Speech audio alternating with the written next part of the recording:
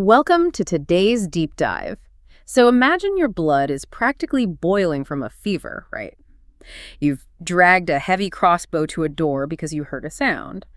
But it wasn't a roar or like frantic scratching. It was a polite, rhythmic tap, tap, tap.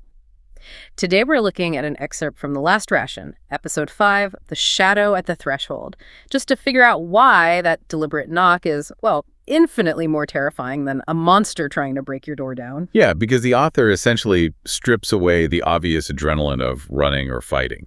They just trap you in this slow burn psychological dread instead. Right, like let's look at the physical toll required just to answer that knock. The protagonist is heavily impaired, his visions are blurred, and his muscles are literally screaming from the effort of just pulling that crossbow across the room. And the heavy crossbow is such a crucial detail there. It primes the protagonist and, well, you, the reader, for a very specific kind of threat. I mean, you arm yourself with a heavy weapon to fight a mindless beast. Well, I struggle with this a bit, though. If you're completely physically depleted, wouldn't a violent monster still be the worst-case scenario?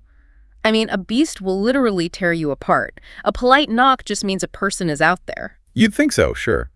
But neurologically, our brains are wired with a script for predators, right?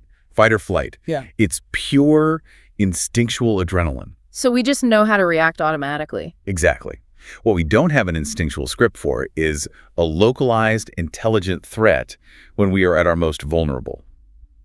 A rhythmic knock implies patience. Oh, right. It implies a mind on the other side of that door, sizing you up. Right. That cognitive dissonance of preparing for an animal but realizing it's a thinking human, it forces him out of his primal instinct. He's pushed into a mental engagement he's entirely too exhausted to handle. Oh, man. And then we get the reveal through the people. It's not a raider. It's a little girl in rags. Yeah, with her face smudged with soot. And she doesn't speak. She just shakes an empty plastic medicine bottle. The text describes her eyes holding a, quote, terrifying ancient exhaustion. It's a striking image, but the real dread comes from how that image weaponizes his own immediate reality. I mean, the empty bottle is a direct mirror to what's sitting on the table behind him. Exactly, 2 paracetamol pills. His absolute last defense against the fever that's killing him.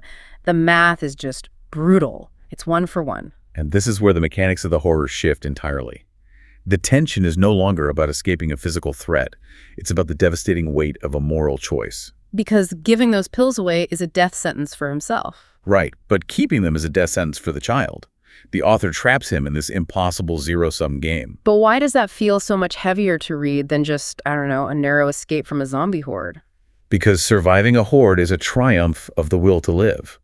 Surviving by condemning a silent, starving child, well, it forces you to confront a terrifying reality about human nature. We just have no biological imperative that tells us how to navigate abandoning the vulnerable to save ourselves. Wow. So the true horror isn't the crumbling world outside. It's the realization of what you are capable of justifying. Exactly. It completely isolates the protagonist in his own guilt. It really reframes the genre for you.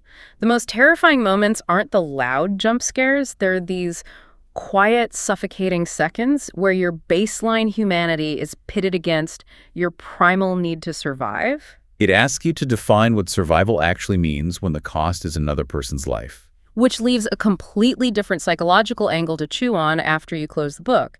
If the protagonist turns his back on the door, takes those 2 pills, and lets the fever break while that girl perishes in the hallway, does he even survive as a human being anyway? Or has the apocalypse already claimed him, just from the inside out?